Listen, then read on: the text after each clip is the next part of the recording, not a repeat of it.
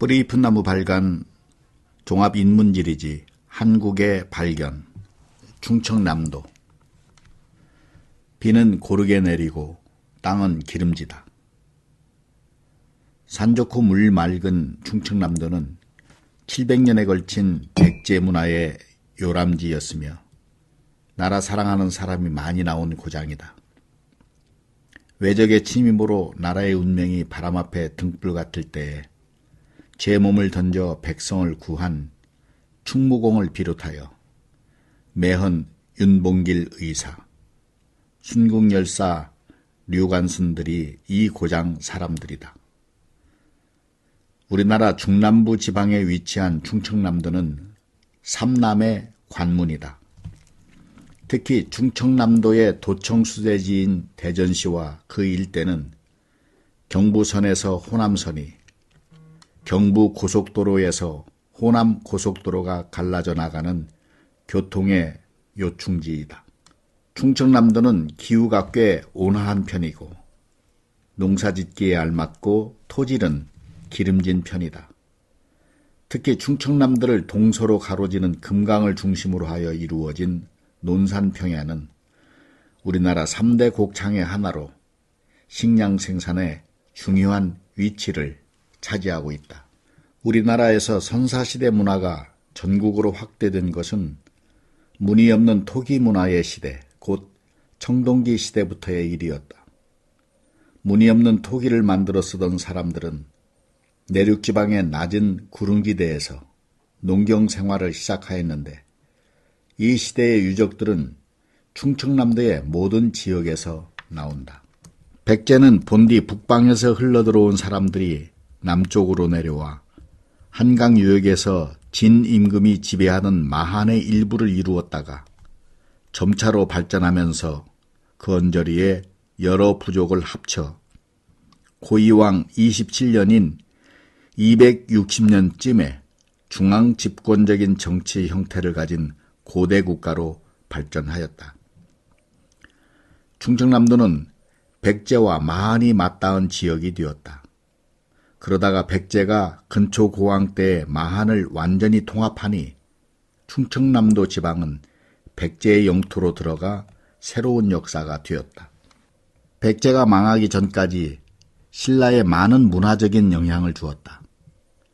신라는 충청남도를 중심으로 해서 꽃핀 백제 문화를 일찍부터 모방했었다. 이를테면 통일 전에 백제의 장인인 아버지가 신라의 황룡사 구축담을 세웠고 신라의 임해전이 백제의 망해정을 본떠 만든 듯하고 신라의 오소경이 백제의 오방성을 본뜬 듯하다. 또 신라의 음악이 당나라와 백제의 음악을 배워가 발전시킨 것이며 백제의 미륵사에 얽힌 이야기로 보아 백제 불교가 신라 불교에 끼친 영향이 많았음을 알 수 있다. 조선 초기에 충청남도의 땅은 충청북도의 땅과 함께 양광도라고도 불리다가 태조 4년에 충주, 청주, 공주, 홍주를 포함한 도가 되어 충청도라 불렸다. 나라 땅을 8궤도로 개편한 태종 13년에 대체로 지금의 충청남북도의 지역과 일치하게 되었다. 나라를 빼앗긴 뒤에는 1919년에 일본의 무단정치에 항거하고 국권을 되찾으려는 온 민족의 큰 운동, 곧 3.1운동이 일어남에 따라 충청남도에서도 3월 3일부터 4월 12일까지 75차례에 걸쳐 곳곳에서 5만 명쯤이 참여하여 시위운동을 벌였다.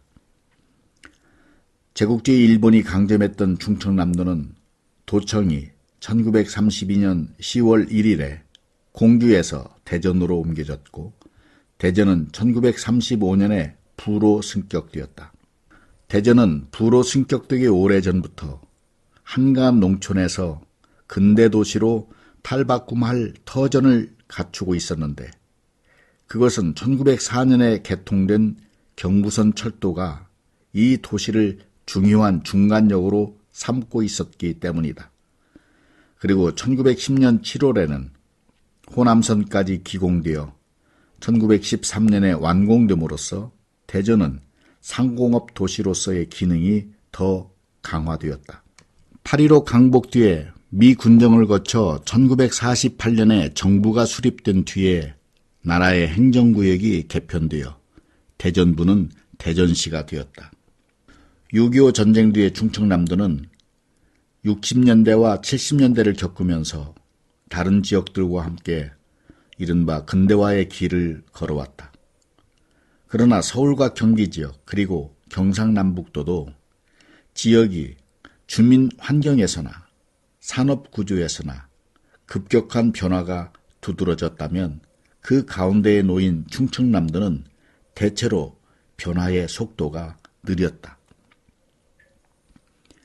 변화라는 것이 늘 바람직한 것은 아니므로 전통적인 농업지역으로서 순수하고 평온한 인심과 생활 환경을 지녀온 충청남도가 어떻게 그 바탕의 아름다움을 잃지 않고 변화를 수용할 것인지가 오늘의 과제이다.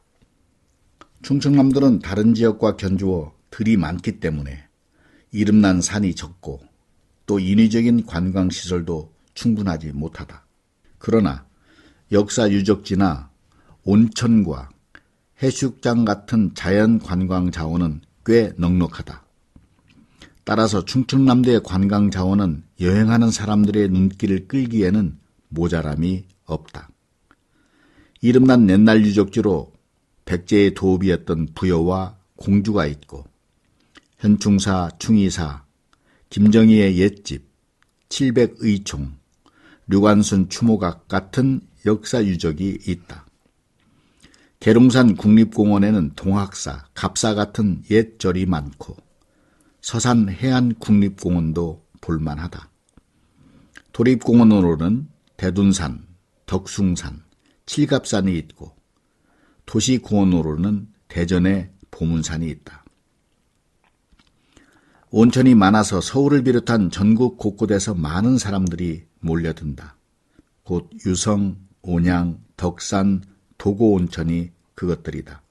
해수욕장도 잘 발달되어 있는데 이름난 것으로 대천, 만리포, 무창포, 연포, 몽산포, 방포, 하간포, 난지도들을 들 수 있다.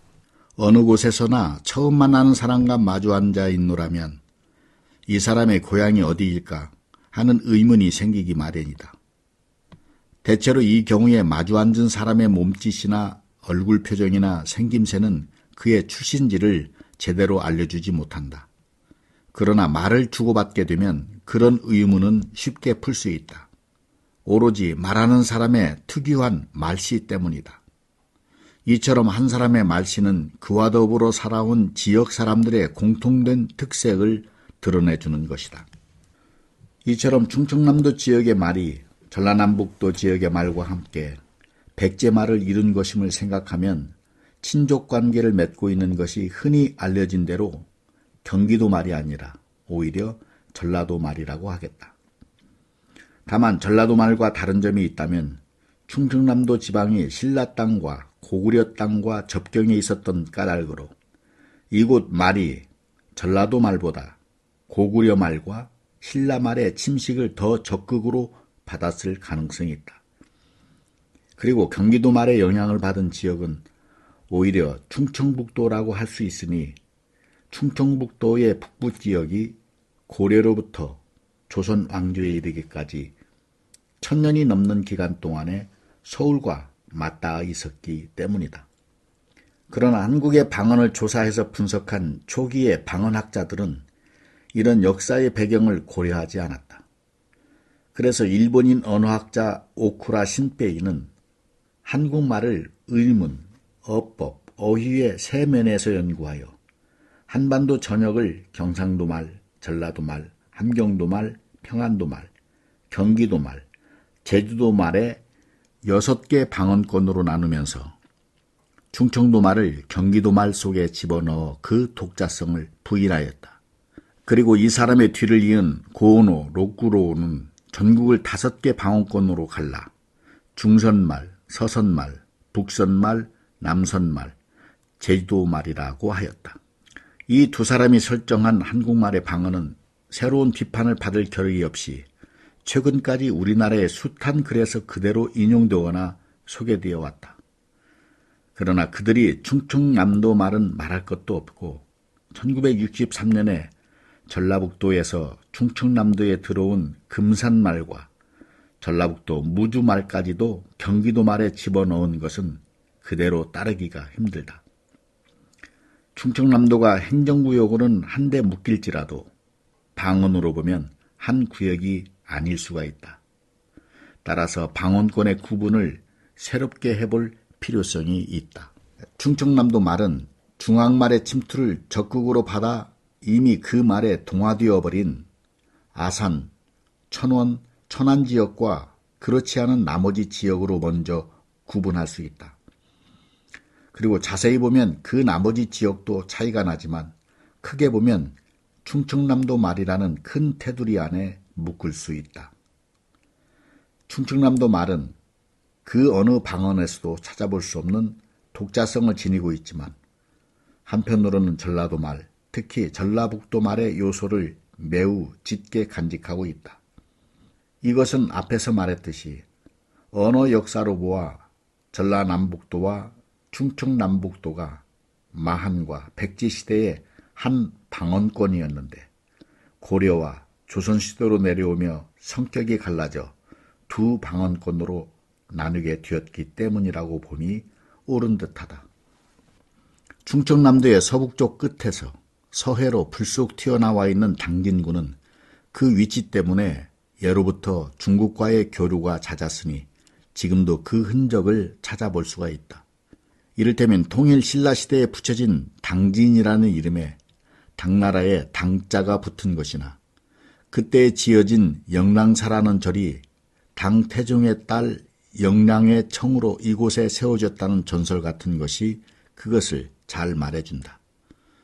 또 중국을 거쳐 이 나라에 들어온 천주교를 맨 먼저 받아들였던 곳 중에 하나가 당진군이다.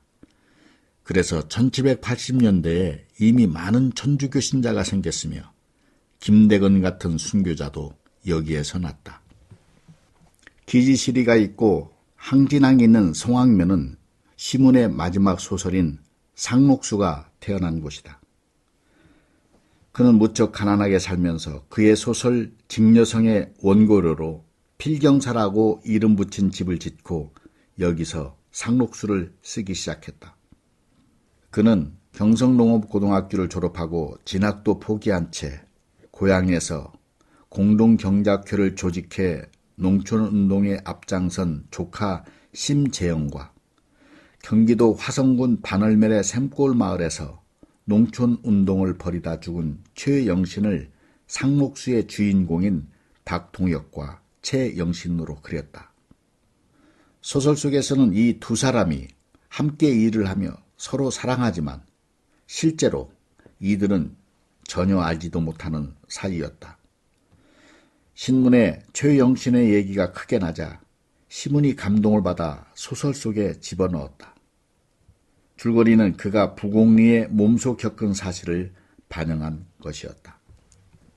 상록수는 1935년에 동아일보 창간 15주년 기념 장편소설 현상 모집에서 당선되었고 부곡리에서는 이를 축하하는 잔치가 벌어졌었다. 그는 여기서 탄 상금 500원으로 가난한 농민 자녀들의 무상교육을 위해 상록학원을 세웠으며 이는 지금 송악면에 있는 상록국민학교의 모체가 되었다. 이 소설은 총독부 검열반의 검열에 많은 부분이 잘리면서도 동아일보에 연재되었다. 또 연재가 끝난 뒤에 영화로 만들려고 했으나 총독부의 방해로 뜻을 이루지 못하고 마침내 단행본으로 내기로 했다. 한성도서에서 출판을 맡았으며 시문은 거의 날마다 그 출판사에 나와 열심히 교정을 보았다. 그는 농담으로 내가 죽거든 이 책을 제 상위에 놓아라 고까지 했다는데 그 말이 씨가 되었는지 교정도 다 보지 못하고 장티푸스에 걸려 앓다가 35살의 나이로 죽었다. 그가 죽은 다음에 바로 나온 상록수는 초판 1000권이 대번에 다 팔렸으며 해방될 때까지 꾸준히 나갔다. 드러내놓고 반일 정신을 드높인 소설은 아니나 사람들은 여기서 민족의 혼 같은 것을 느낄 수가 있었다. 많은 사람들은 천안이 아직도 능수버들이 휘휘 늘어져 있고 흥타령 천안 삼거리가 울려 퍼짐직한 한가하고 조그마한 마을일 것이라고 상상하는 듯하다. 그러나 막상 이곳에 와보면 그런 상상이 얼마나 틀린 것이었는지를 대번에 깨닫게 된다. 천안시는 충청남도에서 대전에 이어 둘째로 큰 도시이다. 뭐니 해도 천안시의 진짜 얼굴은 교통도시로서의 모습이라고 할 수 있겠다. 천안시가 충청남도 안에서 지금의 위치를 차지할 수 있었던 것도 교통의 요지였기 때문이다. 서울시로부터 남쪽으로 100km쯤 떨어져 있고 대전시로부터 북쪽으로 70km쯤 떨어져 있어 두 도시에서 고속버스나 기차로 1시간이 채 안 걸리는 이 시에는 경부선, 호남선, 장항선, 안성선이 지나가며 경부고속도로와 호남고속도로가 지나간다. 이런 교통의 요충지로서의 입지 조건은 목천면에 거대한 독립기념관이 들어서게 했으니 해마다 400만 명이 넘는 사람들이 이곳 철도를 이용하며 화물의 양도 꽤 많다. 백제가 망한 뒤에 통일신라 시대를 거쳐 고려 왕조가 들어서기까지 이곳은 자주 전쟁터가 되었다. 고구려와 백제, 신라와 백제가 여기서 싸움을 벌였고 왕건과 견훤이 마지막 싸움을 벌인 곳도 바로 여기였다. 그래서 이곳이 태평스러우면 천하가 편안할 것이라 하여 천안이라는 이름이 붙었다고 한다. 기차를 타고 천안시를 지날 때면 거의 빠짐없이 듣는 천안 명물 호도과자의 원료인 호도가 많이 생산되는 곳은 천원군에서도 광덕면 광덕리의 상사부락이다. 이곳은 광덕산이 바람을 막아주는 아늑한 마을이기 때문에 바람을 싫어하는 호도나무의 특성에 잘 어울린다. 또 물이 잘 빠질 뿐만이 아니라 골짜기가 깊어 일조량도 적기 때문에 호도 산지로는 아주 적당한 곳이다. 이곳에서는 한 1100년 전부터 호도나무를 재배했다. 고려시대의 중신 유청신이 중국의 사신으로 갔다 오면서 가져온 씨앗을 이곳에 심은 것이 그 시초라고 한다. 본디 페르시아 지방에서 자라던 호도나무는 키가 큰 것이 20m쯤이고 400년에서 500년쯤 산다. 백로가 가까워지면 어린 복숭아 모양의 푸른색 열매가 가지마다 쌍으로 솔방울처럼 매달린다.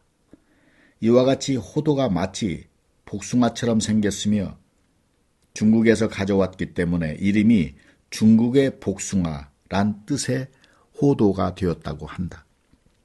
참기름 맛과 같이 고소하다는 광덕면의 호도를 원료로 해서 식민지 시절에 일본 사람들이 과자를 만들어 팔기 시작했다.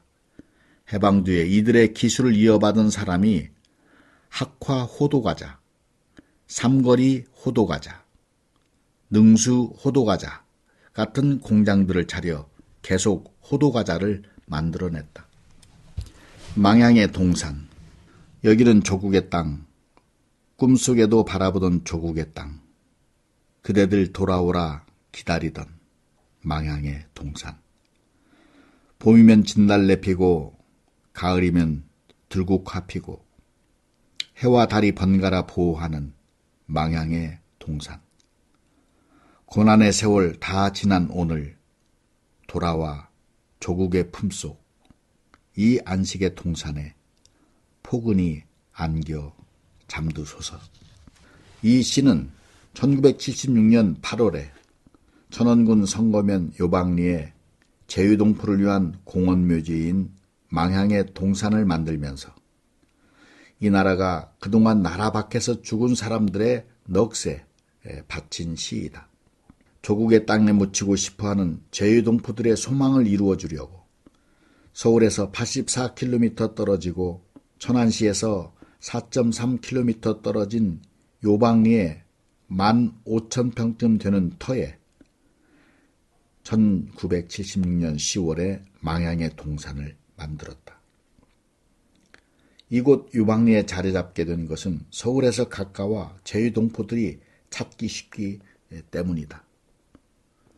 나라에서는 해마다 10월 2일에 이들을 위해 합동위령제를 열고 있다. 천안시 병천면에는 류관순 열사 유적이 있다. 류관순은 1902년 3월에 천원군 병천면 용두리에서 기독교 신자인 아버지 류중건과 어머니 이소재 사이에서 태어났다. 그는 보통학교를 졸업한 뒤에 공주 예배당 여자 선교사의 도움으로 이화학당 고등과 1학년에 교비생으로 입학했다. 입학한 이듬해에 3.1운동이 일어나자 학생들과 함께 서울에서 시위에 참가했다가 휴교령이 내리자 독립선언서를 가지고 바로 고향으로 내려왔다. 류관순은 동네 어른들을 설득하여 그들과 함께 4월 1일 아온에 병천 장날에 만세운동을 벌이기로 했다. 3월 31일에 장터에서 가까운 매봉산에 이튿날에 거사를 알리는 봉화불이 올랐다. 이튿날 아침에 아온의 시장에는 3,000명이 몰려들어 시위를 시작했고 류관순은 시장 입구에서 태극기를 나누어주고 대한독립 만세를 외치며 앞장섰다. 여기서 류관순의 아버지와 어머니를 비롯하여 동네 사람들 19명이 죽었고 류관순을 포함하여 여러 사람들이 공주 감옥으로 끌려갔다. 서울의 서대문 구치소로 이감된 뒤에 일본 경찰들의 고문에 못 이겨 일본은 꼭 망한다는 말을 남기고 옥중에서 1920년 10월에 죽었다. 그가 앞장선 이 아온의 시장의 시위로 말미암아 이 고장은 독립운동의 고장으로 꼽히게 되었다.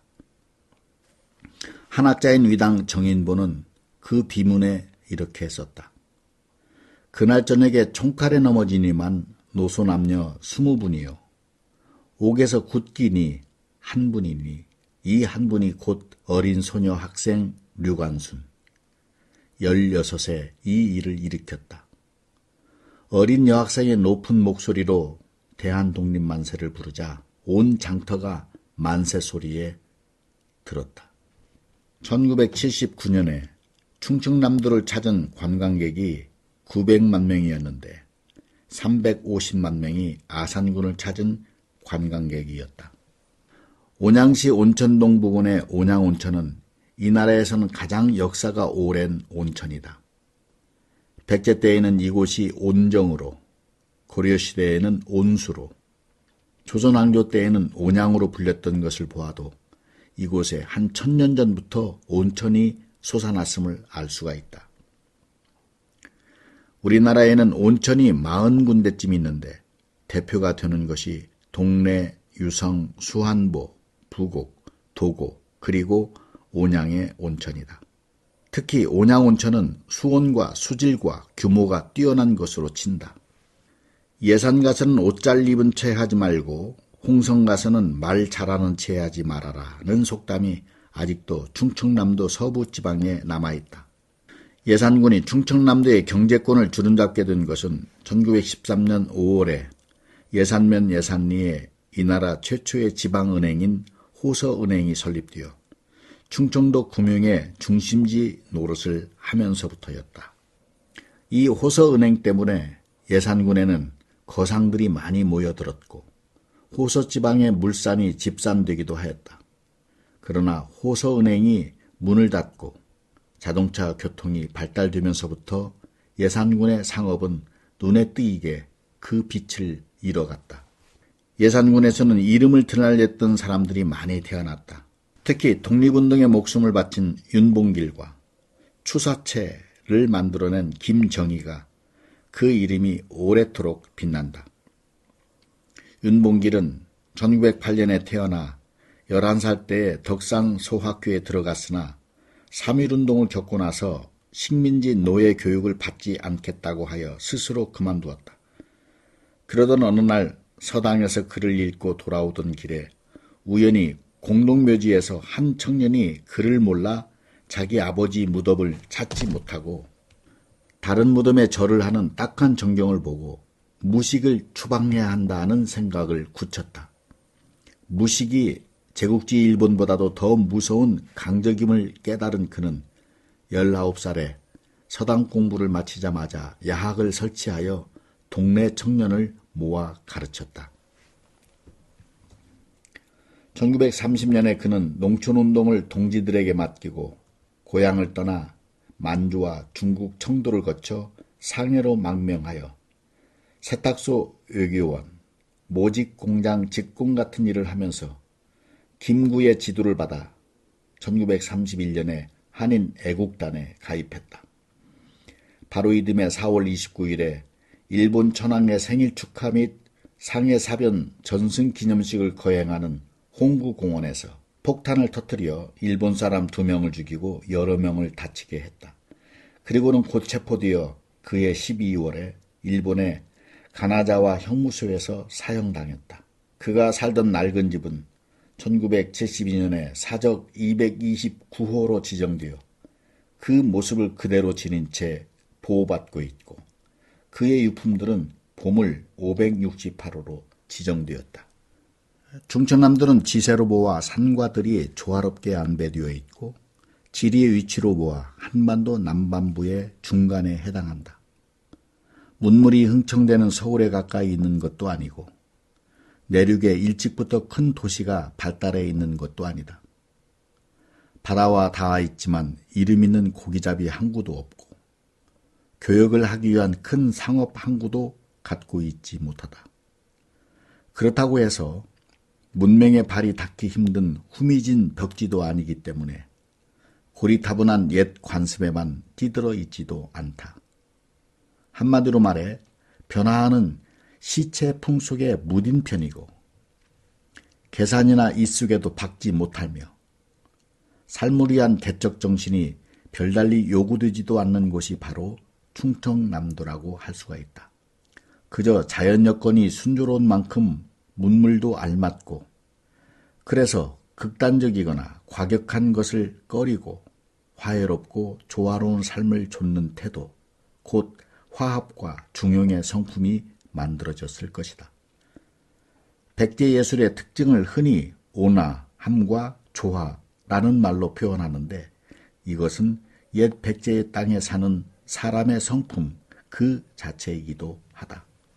충청도 양반은 충청도 사람들의 기질을 드러내는 말일 뿐만이 아니라 그대로 한국 선비라고 표현을 바꾸어도 될 만큼 얌전한 한국 사람의 특징을 드러내는 말이라고 볼 수도 있다. 충청도 양반과 더불어 이곳 사람을 가리키는 흔한 평 하나가 청풍명월이다. 이 말은 조선 22대 임금 정조가 처음으로 썼다고 하는데 이곳의 양반풍의 생활과 언동에서 자연스럽게 끌어낸 글귀라고 할 수가 있겠다. 청풍명월이 지닌 또 하나의 뜻이 완만함인데 충청도 사람이 행동과 말이 차분하다는 것을 모르는 사람은 거의 없을 것이다.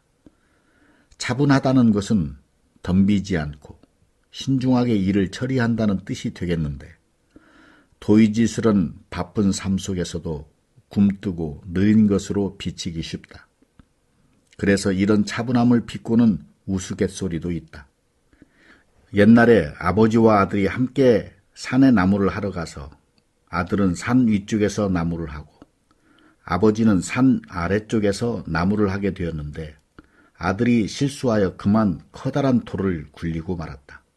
다급해진 아들이 산 밑에 있는 아버지에게 아버지 돌 굴러유 하고 소리 일렀지만 그 소리가 아버지 귀에 닿기도 전에 아버지가 돌에 받쳐 죽고 말았다는 이야기이다. 그런데 한 고장 사람들의 성품이나 인심은 사회의 지도 이념에 따라 바뀔 수도 있고 문물과 생활 방식이 달라짐에 따라 복잡한 양상을 띠기 마련이다. 100년도 넘은 옛날에 한 사람이 얼핏 관찰하여 뱉은 한두 마디 말을 오늘에도 그대로 적용하려는 것은 무리한 듯하다. 더구나 오늘처럼 변화가 빠른 시대를 살아가는 사람들의 복잡한 심리를 단순한 인상에 바탕을 둔 한두 마디 말로 싸잡아 보는 것은 거의 불가능할 뿐더러 의미 없는 일이기도 하다.